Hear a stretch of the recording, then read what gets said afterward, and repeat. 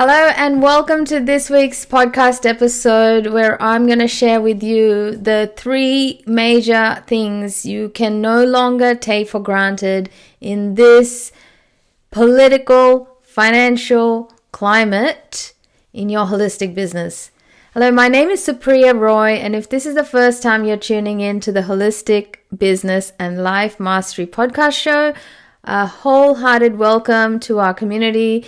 And I am here to share with you what I have learned over the last 16 years being in business as a holistic service provider, going from zero to a multi-6-figure service provider business.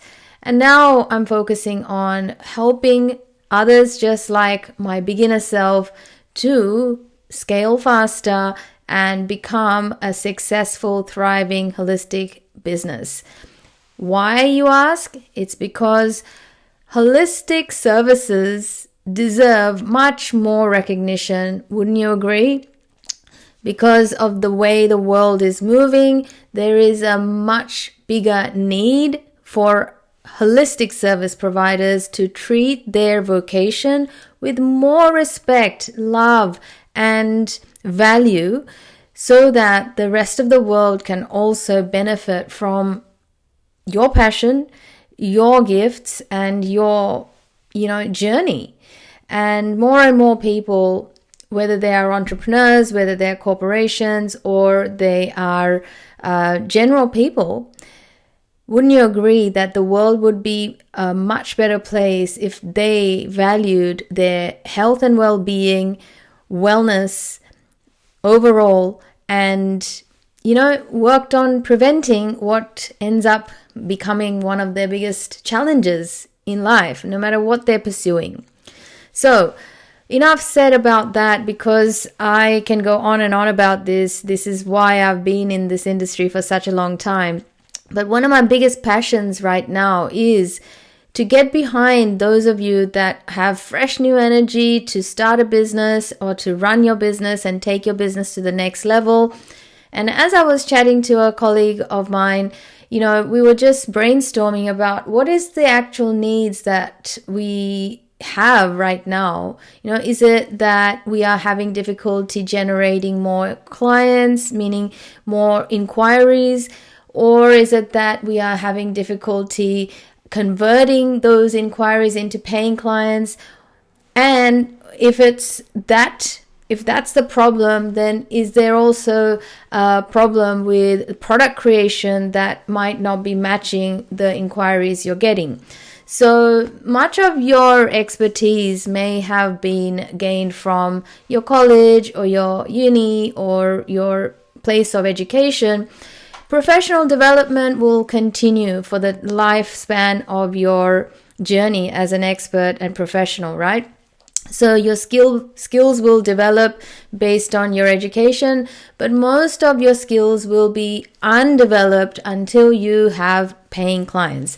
And the difference between a non-paying client to a paying client is that, you're both showing up at a very different level and capacity, where you are showing up as an expert that can guide and does guide a person from point A to B. But the non-paying clients, they can also benefit from your presence in their life, though that won't really help your business thrive, and the business is just as much an important key to you fulfilling your mission and your dharma to be able to succeed as a holistic professional that has a business.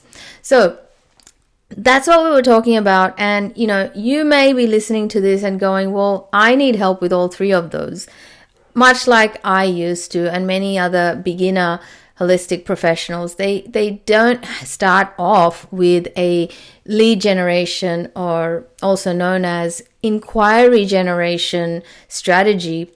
And also, once the inquiries come through, if there is no sales process in place aligned to the kind of business you're running, and it's not a cookie cutter formula, by the way, I'm going to tell you this straight away, which doesn't get spoken of enough, that is, that's going to be the end point of your conversation with a prospect who might have been looking for an expert to give them the solutions they need, but because you don't have a sales process in place, that sale is lost, and then you're going to have to, generate more inquiries, which, puts a lot of things, I guess, it delays your success as an expert.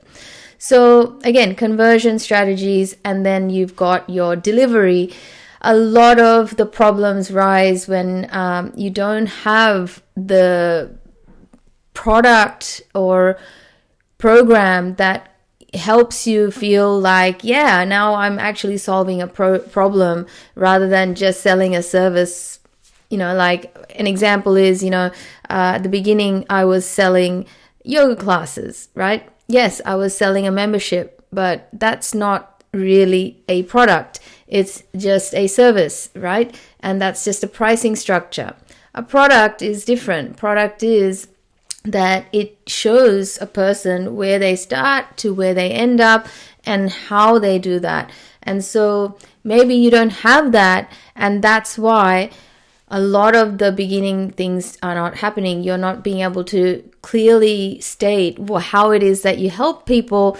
So they're not really inquiring. They're just inquiring with baseline information inquiries, which are not really ending them in inquiring further to join your programs or offers.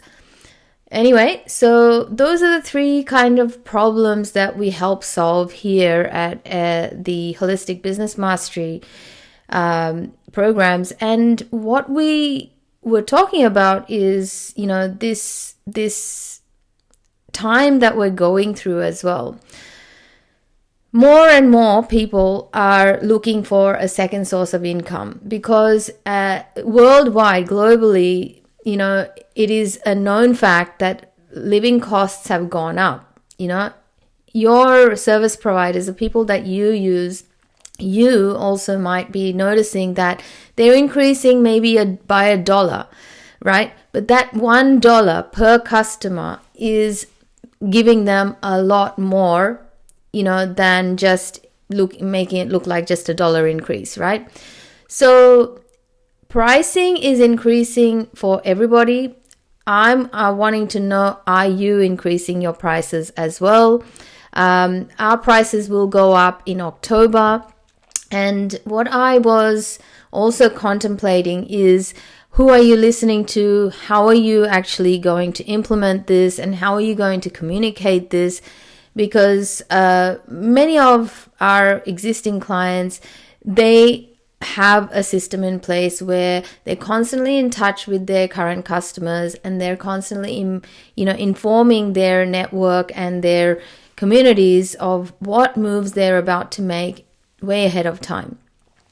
So in this day and age and climate, where a lot of the marketplace is looking for quicker, faster, and cheaper solutions, how are you positioning yourself when it comes to your space? And a lot of health and wellness service providers are not thinking like this, right? How can you make it quicker, easier, and more cost effective for your clients? Have you sat down and thought about that? Because the easier you make it for a client, the more you can charge. And that's not a psychology that is instilled in you from your college or from your education provider, right? The reason is that time is the most valuable asset, and if you can save someone time, you're going to be able to demonstrate that you are of a high value for them. So these are some of the things that we're thinking in the background for you, so that we can educate you on how you can propose better offers to your clients. And as a health and service provider, this is again in our offer creation program, which really communicates deeply with your prospective clients about how you make it easy for them to receive their transformation. Okay, so when I started off this session today, I wanted to share with you 3 things you can no longer take for granted. And why I wanted to share this with you has a little bit of a background in what's been happening in my world, my personal world, in the last couple of weeks. So if you're not signed up to our email list, go ahead and click the link in the description section of this episode and go ahead and sign up for our Insiders newsletter. And that's where I share all the updates. You can get to know when we are making special offers. You can receive our Insiders newsletter with special tips, and I share my personal thoughts there. And I also shared a couple of weeks ago that I was going away on my end of quarter holiday to Bangladesh, and this was to actually make use of my time that I get off anyway to go and visit an aunt of mine who was turning 70.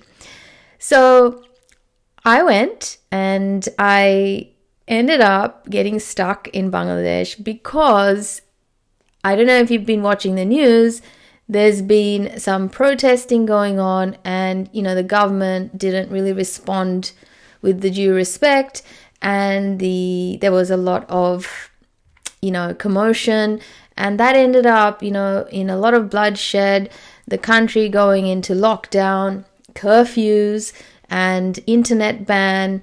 The only source of information we had was the free-to-air channels on the TV.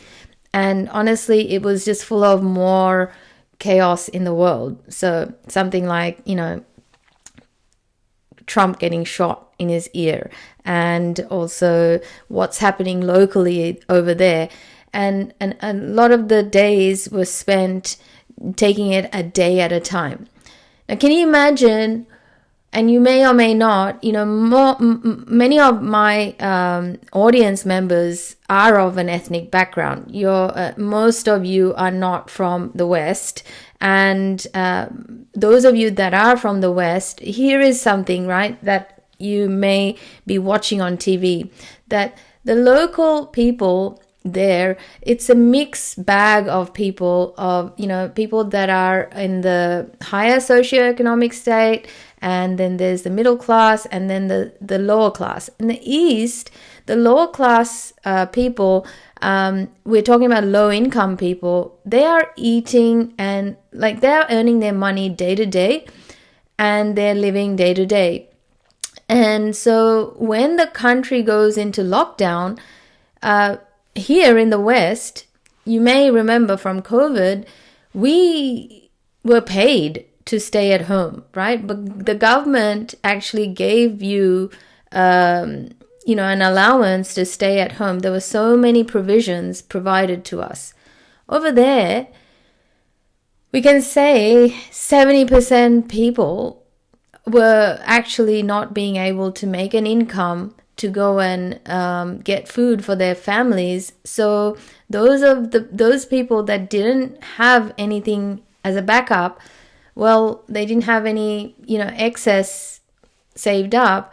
They didn't have anything to fall back on. Okay. And that was the biggest thing, that was the biggest wake up call that I had, that so many things we take for granted. But then during these 2-3 weeks, a lot of other things have been happening around the world politically. Microsoft had its crash, and it cost the world 5,000 flights being cancelled. And as a result, as a ripple effect, can you guess how many businesses, how many transactions were failed or were cancelled, and how much financial loss that may have cost or caused to people that were relying on those transactions? We tend to take these things for granted for those of us that have that cushion, to sit on. For those of us that live in a safe country where the government will pay you if you're unemployed, or you have savings, or you have a trust fund, or you have a backup reserve, right? Which is most of us. If you are watching or listening to this, you have access to things that you have set up, and good on you. Thank you.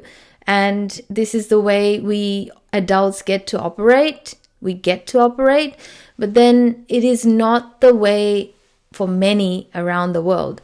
And we in the West tend to actually think a lot about ourselves, whereas what I noticed over there is that, a lot of my relatives, we're not in the lower income side of things, but we have people working for us in the family that are from that lower income side of things. So everyone was really in touch with each other's problems. So it wasn't like, as long as I'm all right, as long as my food is taken care of, that's fine. They were looking to help others, and they all came together to source some resources to those that worked for them. That culture, that ability to be generous and share and make a contribution to the needy, but perhaps it's not there here in Australia or in USA or UK because of the way the economy is set up, the way the government rules or government governs, and the culture, the culture of our countries could be different. Now, I'm generalizing, and you could be someone that is already making contributions to, disadvantaged or people that need help. I'm generalizing, though my intention today is to really highlight from my personal experience of being in a situation which, gave me time to reflect and look at the way things are going for us here, the people that I am making a contribution towards through my business. And hopefully you will also gain some insights to be able to make a contribution to those people that you're wanting to touch and make a contribution towards. So the three things, there's more, but then three main things that I feel that we take for granted and we can no longer afford to take for granted really comes from this experience of all the uncertainty that is there in the world through if we were to take an objective view as to what's going on. What happened in Bangladesh is, it's like everything erupted over a couple of days of me arriving, okay? A couple of days of me arriving meant that once I landed, everything was calm, everything was fine. We were planning many things, but then within 48 hours, it just ended up into a bomb blast, okay? And one could say, well, they were so immature, that's why they did this that way. But what really happened is when we dug deeper, the eruption happened because of an old complaint that didn't get answered. So when we look at what happens in the US, what happens in Microsoft, these things don't just happen today. They're a result of things that were not answered or managed or we've been ignorant to, right? Ignorance in the Vedic system, right? The Vedic system has studied the mind, okay? The nature of the mind. And the nature of the mind, the biggest problem, the biggest cause of misery is ignorance. And when we talk about ignorance, we're really saying the absence of correct information, correct knowledge. We have a lot of knowledge to access these days, with AI generated information, you have access to so much, right? So much information. You can pull up information from so many places. But the absence of correct knowledge is really speaking to what is needed right now. A lot of us tend to think, I already know this, I already know that, a lot of us think like that. Especially if you're a highly skilled professional, your go-to standpoint is, I already know. I know this, or I should know this, So the problem number one is that there's a lot of ignorance that leads to mismanagement and neglect toward, baseline stuff. Okay. And that can no longer be happening, because if that's going to happen, then we too will experience an eruption of some kind, a breakdown of some kind. When we talk about a business problem, right? Any problem that happens in your business, it didn't just happen today. It's been happening for a while, which you've just not been aware of. And that's why we have resources like these, like podcasts and, webinars, to help you become aware of what is it that you are currently not aware of. So much of the work that you have to do with your clients, you already know from back to front. We don't need to train you on that. However, what you don't see about the way you do things, about the way you actually generate your inquiries or convert your inquiries into paying clients, the way you do things could work once, twice, 3 times, okay? But at some point, if you don't have a strategy in place, guess what? You will you won't be able to repeat it effortlessly. It will always be dependent on whatever you use to convert clients, and you will never be able to scale or get paid more than just what you are able to accommodate on your own. The reason is that you won't have a step-by-step process to document, to be able to, pass it on to somebody that can be your replacement. And we call that automating your sales process. But first of all, you need to have a proven strategy to follow to be able to generate an inquiry, turn them into a paying client, and then serve them. Okay? So number one thing that you can no longer ignore or take for granted is being unaware of your gaps and problems. What does that mean for you right now? Just have a think about it. So if we look at what happened in Bangladesh, right? What happened was there was already a system for the students that graduate from school, then apply into university. There's already a pathway for them to follow. And in that pathway, everybody is going for, majority of students that go to uni will end up in a government job. And that creates further opportunities for people to go from, lower income to middle class and then to higher class of income sources, right? So that's the journey of anyone living in that country. Now, if there are many people there are brilliant students that are going for those spots, the government had already decided when the country became independent that, there's this percentage of, seats that are not going to be given to those people. They're going to be given to another demographic of the country who are like the indigenous, transgender, or, something else, right?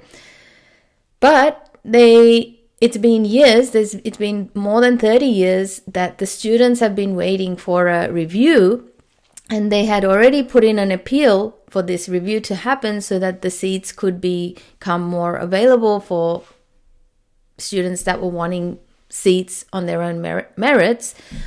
But the government had delayed it. They didn't pay attention to it. They gave it to the courts, and the courts also sided with the government, and the courts just said, we won't decide on it now. We'll wait for a later time. Okay?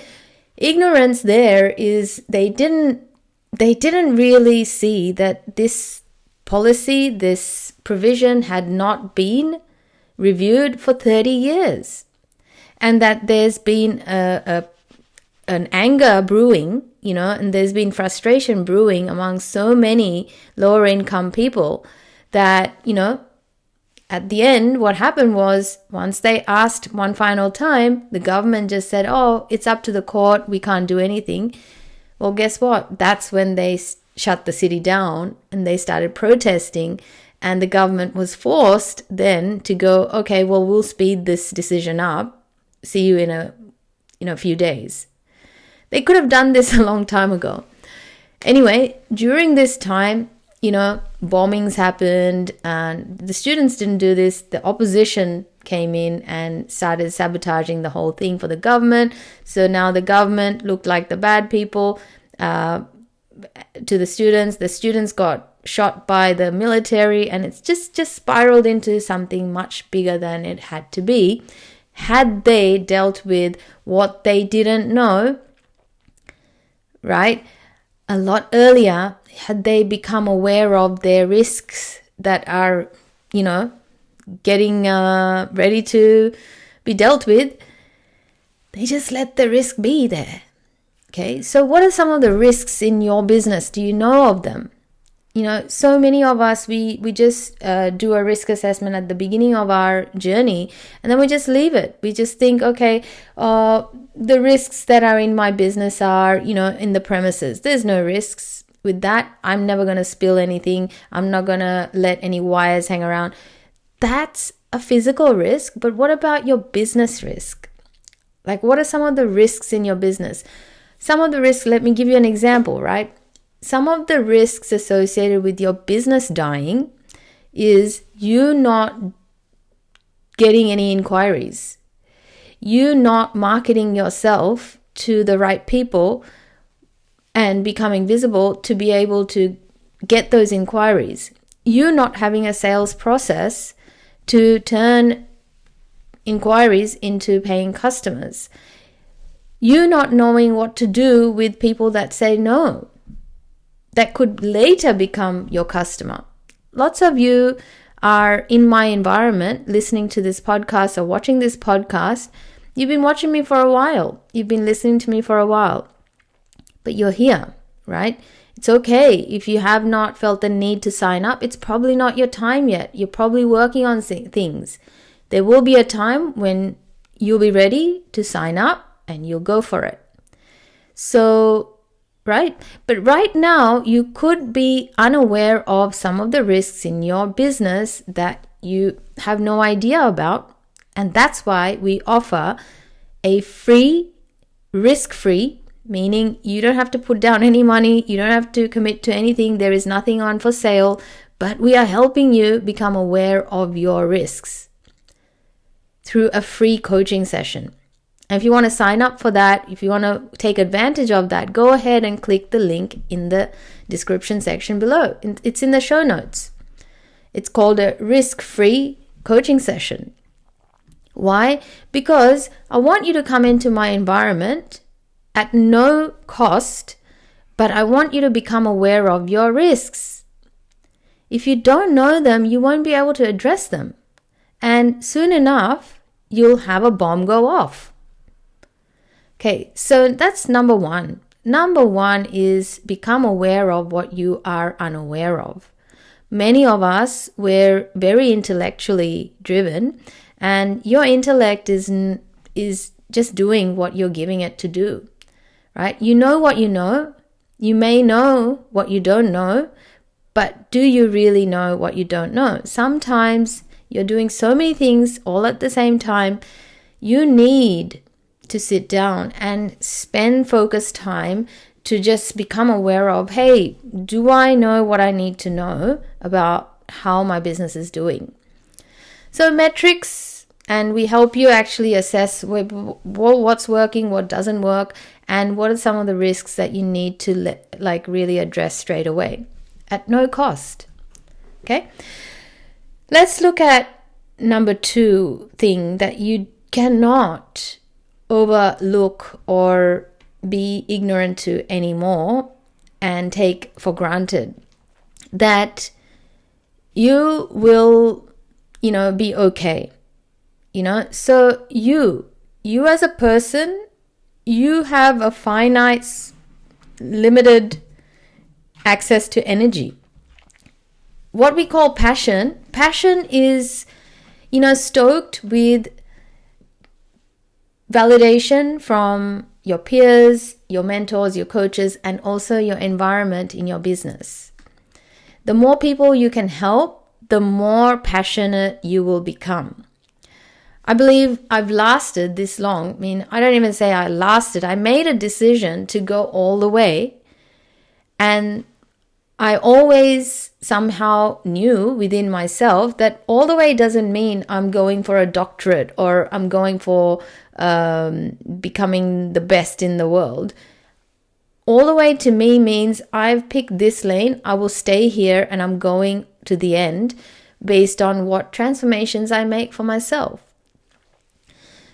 Okay, so what I do now is a culmination of all the intentions that I set for myself and maintained my commitment to helping more and more people along my journey. This is the only way I wanted to make a living. Okay, making a living meant I'm living my passion, I'm stoking that fire, and I'm sustaining it. I'm not burning out. I'm actually getting paid for it, and I'm also creating a life out of it. Yeah. You can't take this for granted. You may think that this is all a one-person game, that you somehow have this innate ability to keep this fire going. So let's look at a story again. So the student body, they burnt out, right? They had 200 people killed. So there was this one side. So my uncle is a sort of a celebrity English professor that's retired, but he's like the mentor to a lot of the well-known literary experts in the country.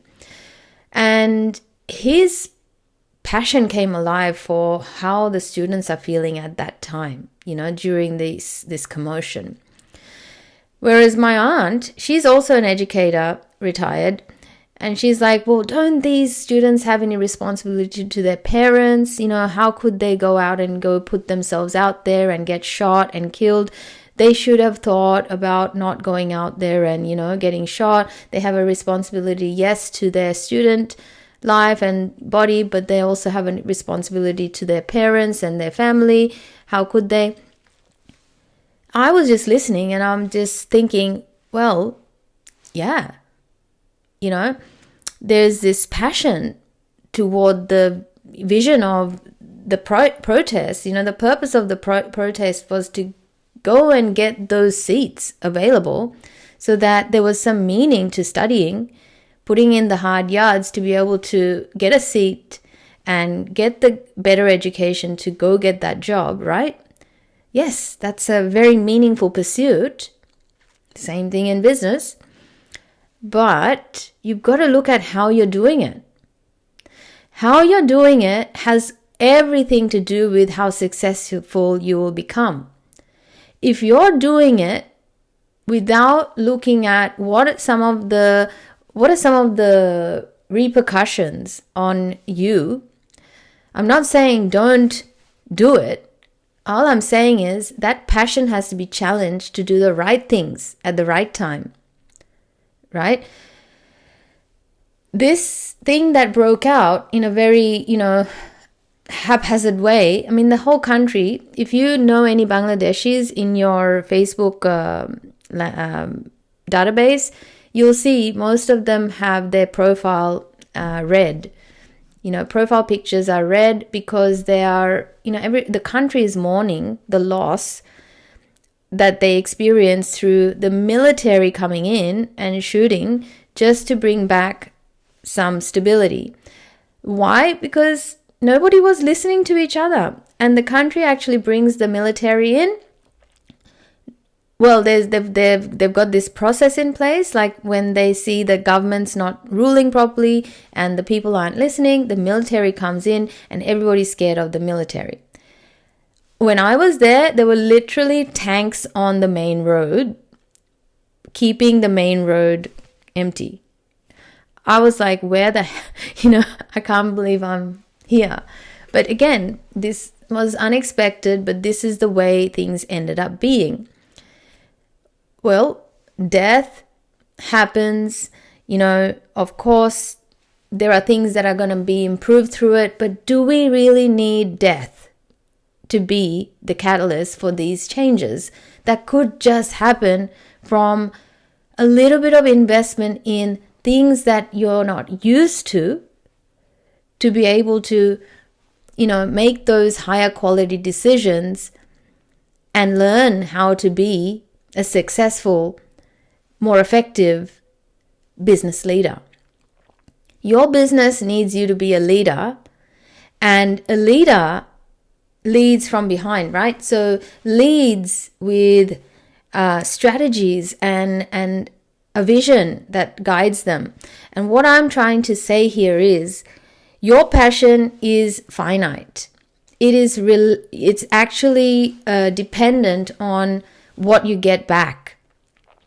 And your passion needs to be channeled through some meaningful activities that generate inquiries, calls, or, attendance to further sales in business terms. What that means is that you're really helping people.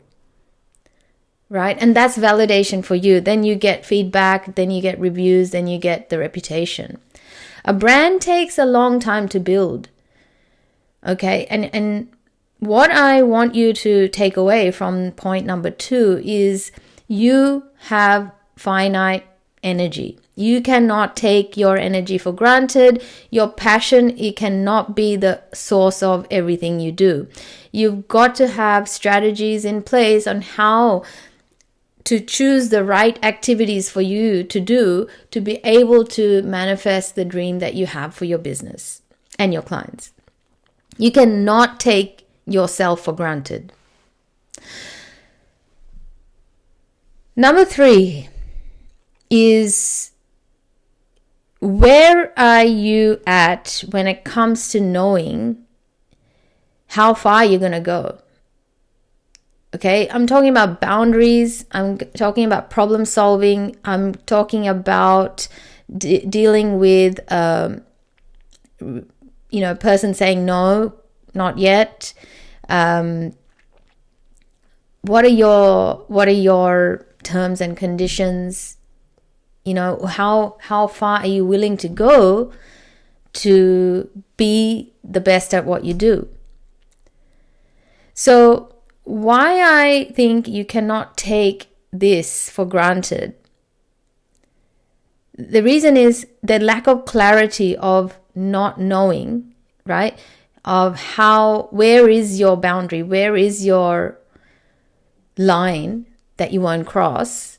If you don't know it, then you will hit problem after problem after problem. You'll be solving problems that are possibly not really worth solving. Okay, this is sounding wishy-washy, right? What I want you to remember is that a business that hasn't got a clear vision, a business that doesn't have clear goals, and we're not just talking about money goals, we're talking about goals that are to do with handling team, handling customers, handling processes, operations, marketing, sales, okay? All these goals, all these areas of your business, how far are you willing to go means that, well, suppose a problem arises from each area. Do you know what the turnaround time is for you to solve it? How quickly do you need to solve them in order for your business to keep running smoothly?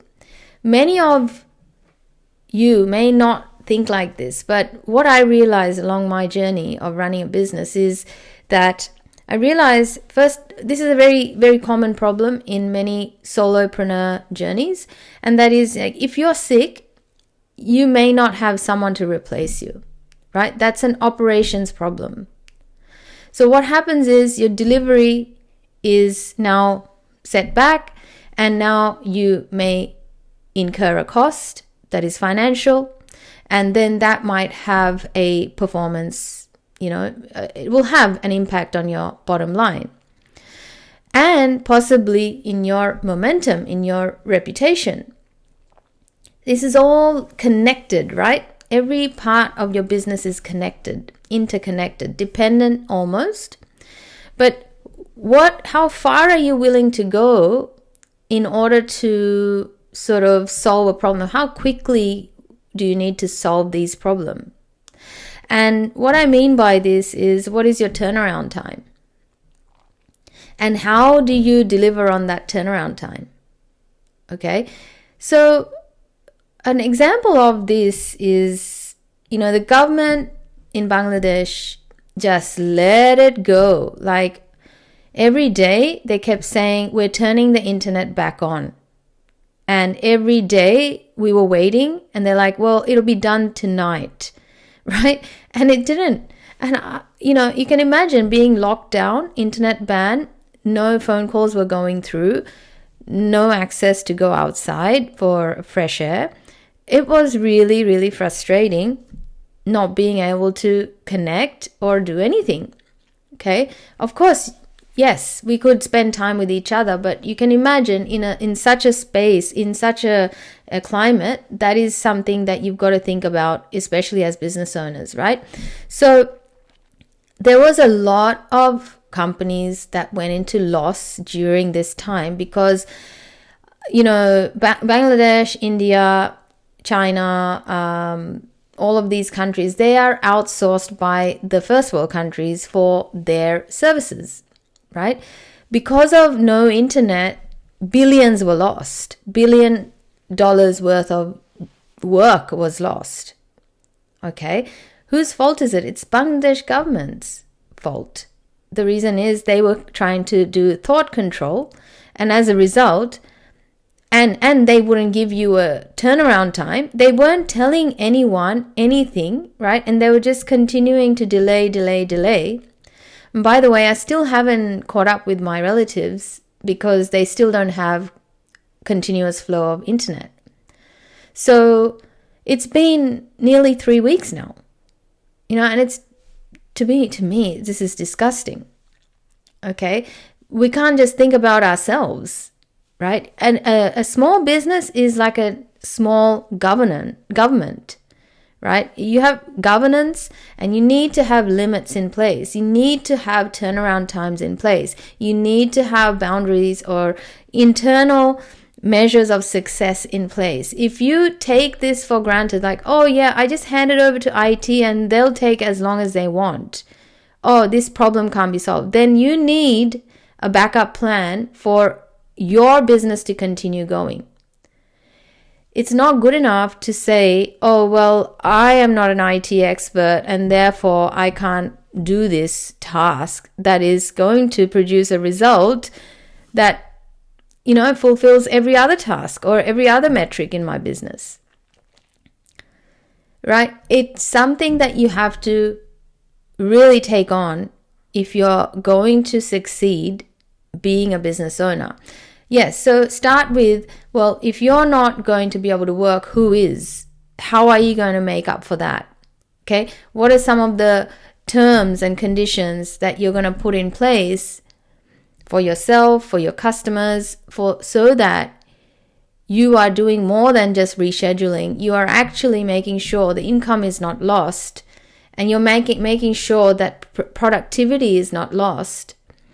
Okay, and yes, there will be acts of God, like the insurance companies put it, right? There will be situations where you are halted.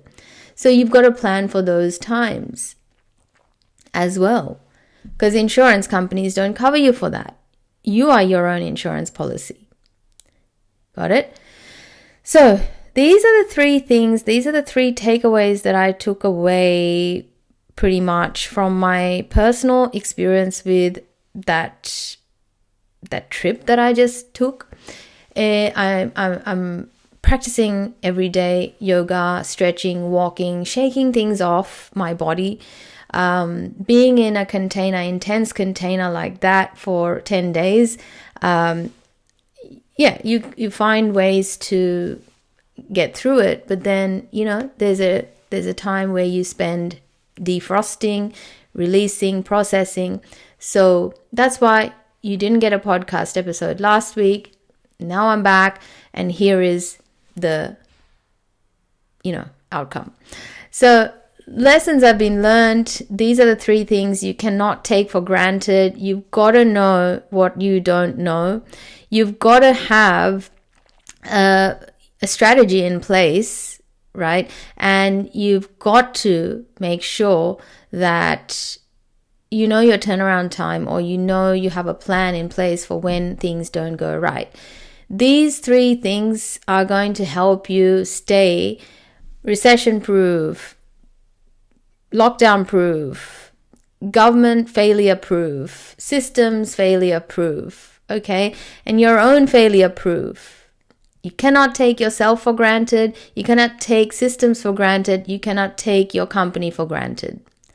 Making sure that you are thinking like a leader is my job. And today's episode was based on my own lessons, but also globally it's happening. So my friend, I trust this has added value to your journey, and go ahead and, book in a risk-free coaching session to learn about your business, learn about what are your gaps, and also sign up for our newsletter. I'll be making further contributions on my tips and all sorts of goods, all sorts of special things coming up in our community, and I do that only through our newsletters. So thank you for listening and watching. I'll be back next week.